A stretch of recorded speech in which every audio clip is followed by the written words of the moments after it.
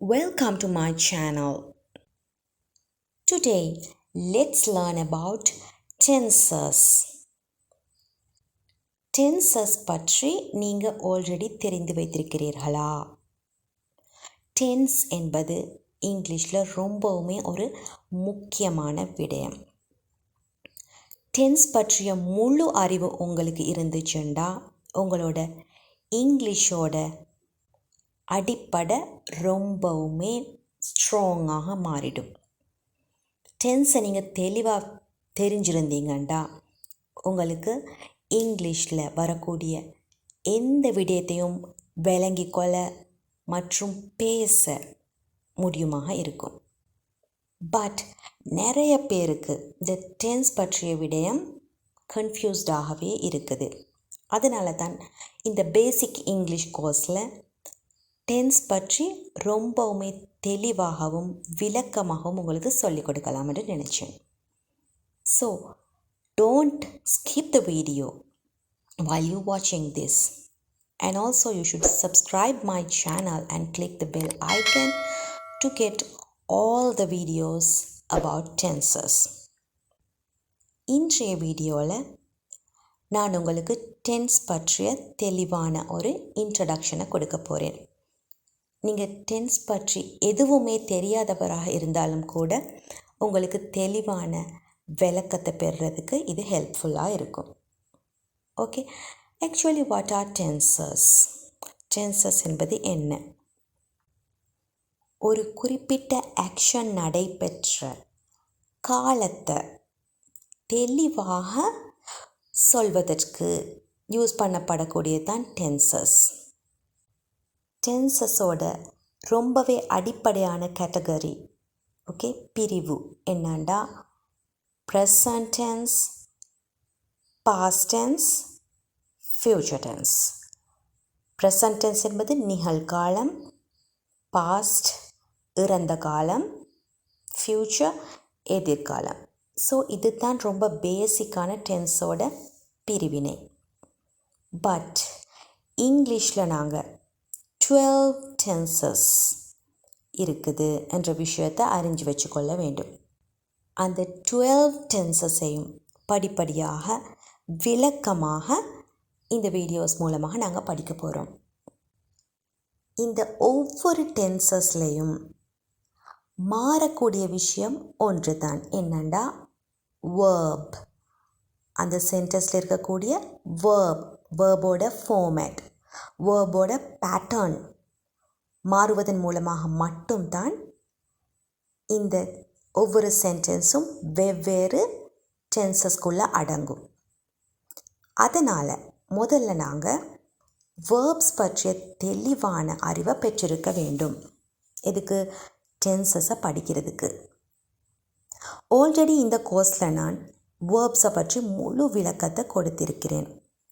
So, if you didn't watch that video, you can do it now. So, how many categories are there in verbs?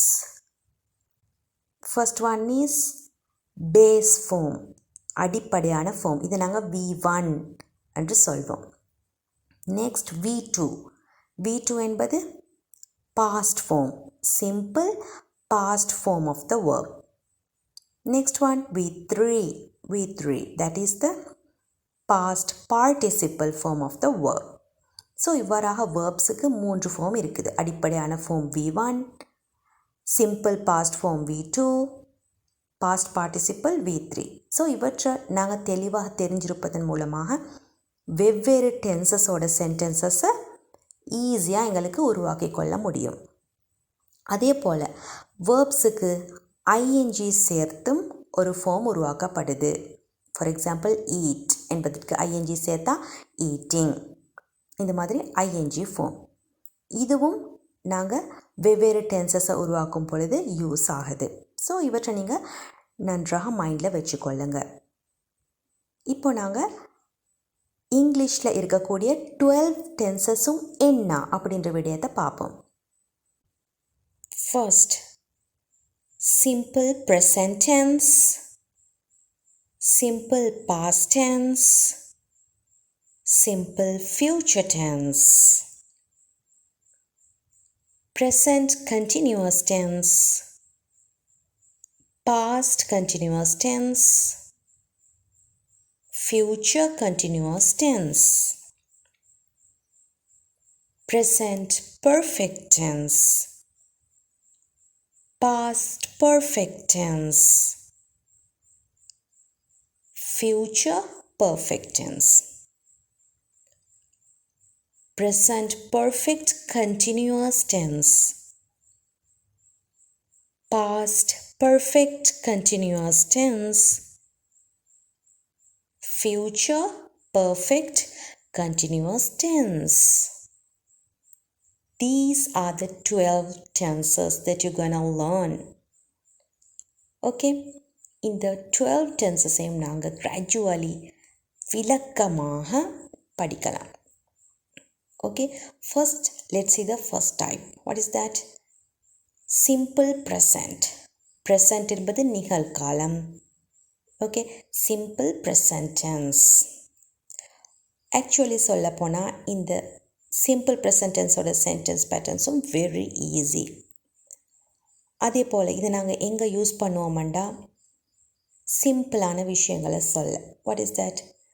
நாங்கள் நார்மலாக எங்களோட day to day லைஃப்பில் செய்யக்கூடிய விடயங்கள், எங்களோட habits, பழக்க வழக்கங்கள், நாங்கள் எப்போ தூங்குகிறோம், ஓகே, டெய்லி எப்போ எழும்புகிறோம், ஏர்லியாக எழும்புகிறோமா, லேட்டாக எழும்புகிறோமா, ஓகே, ஒர்க் பண்ணுறோமா, ஸ்கூல் போகிறோமா, ஸ்கூலுக்கு எப்படி போகிறோம், யாருடன் போகிறோம், நாங்கள் டீ குடிக்கிறோமா, எங்களுக்கு டீ குடிக்க பிடிக்குமா, நாங்கள் அடிக்கடி என்ன செய்கிறோம், நாங்கள் வீக்லி, ஓகே, வாரத்துக்கு ஒரு முறை என்ன செய்கிறோம், ரேர்லி, ஓகே, அரிதாக என்ன செய்கிறோம், வழக்கமாக என்ன செய்கிறோம். நான் வழக்கமாக பேப்பர்ஸ் ரீட் பண்ணுவேன்.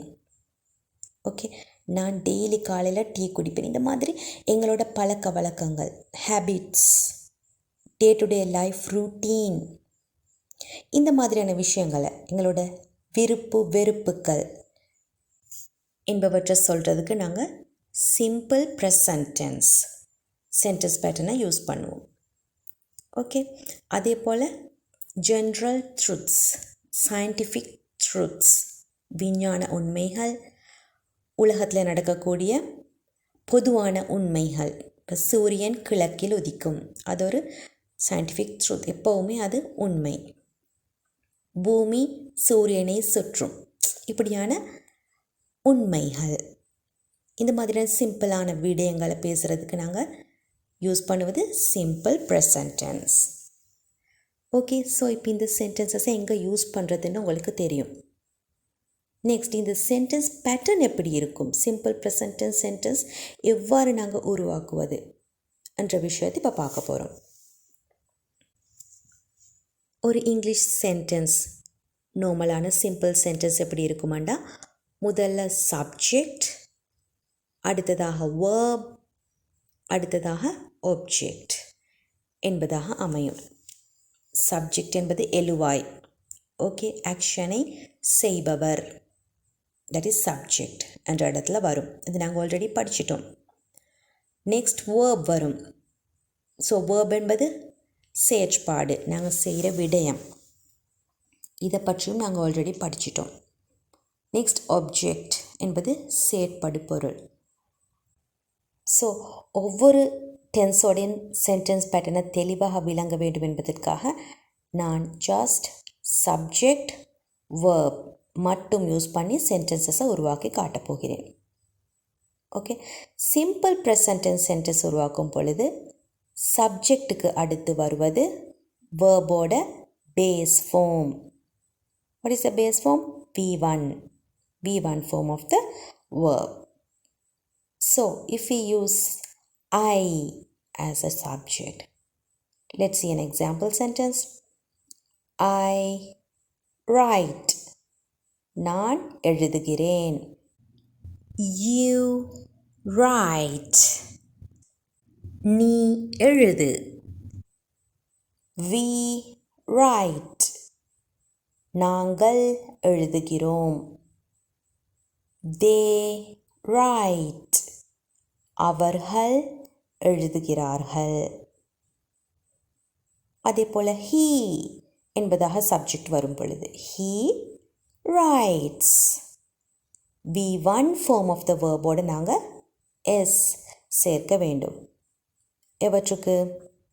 he, she, it மற்றும் singular nouns சப்ஜெக்டாக வரும் பொழுது he writes.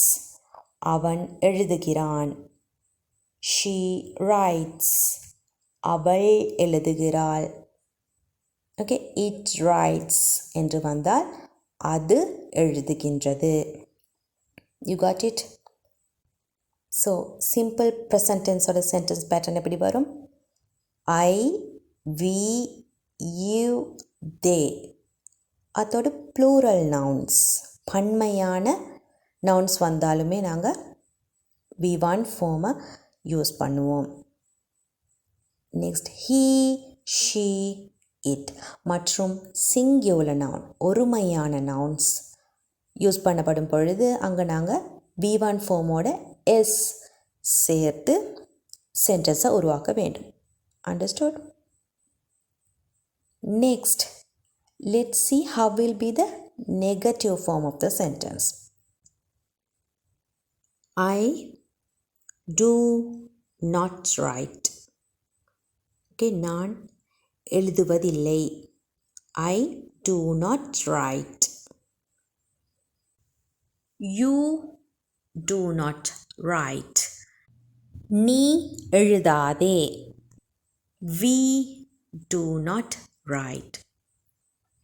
நாங்கள் எழுதுவதில்லை. They do not write. அவர்கள் எழுதுவதில்லை. ஸோ இந்த do not அப்படின்றத நாங்கள் சுருக்கி கண்ட்ராக்ட் பண்ணி don't என்று யூஸ் பண்ணி கொள்ளலாம். I don't write. You don't write. We don't write. They don't write. இந்த மாதிரி. நெக்ஸ்ட் he என்று வரும் பொழுது எப்படி நெகட்டிவ் ஃபார்ம் இருக்குமாண்டா? he does not write. அவன் எழுதுவதில்லை. she does not write. அவள் எழுதுவதில்லை. it does not write. அது எழுதுவதில்லை. ஸோ he, she, it என்பவற்றுக்கு do not யூஸ் பண்ணுவதில்லை. ஸோ does not என்று யூஸ் பண்ண வேண்டும். அதே போல் நாங்கள் பாசிட்டிவான சென்டென்சஸில் he, she, it என்பவற்றுக்கு V1ஓட s சேர்த்து யூஸ் பண்ணினோம். பட் நெகட்டிவ் சென்டென்ஸில் does not என்று வரும் பொழுது நாங்கள் V1 ஃபார்மில் s சேர்க்கக்கூடாது. ஓகே, பாசிட்டிவ் சென்டென்ஸுக்கு மட்டும்தான் நாங்கள் V1 கூட s சேர்ப்போம். வேறு எந்த டென்சஸ்லையும் நாங்கள் இவ்வாறாக V1க்கு s சேர்த்து யூஸ் பண்ணுவதில்லை. நன்றாக மைண்டில் வச்சுக்கொள்ளுங்க.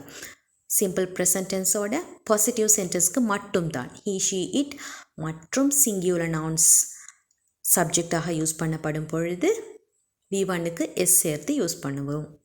நெகட்டிவ் சென்டென்ஸில் does not என்று வரும். பட் V1 ஃபார்மில் s சேர்க்கக்கூடாது.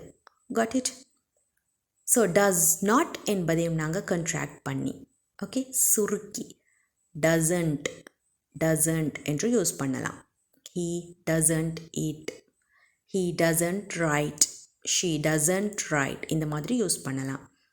have you got it?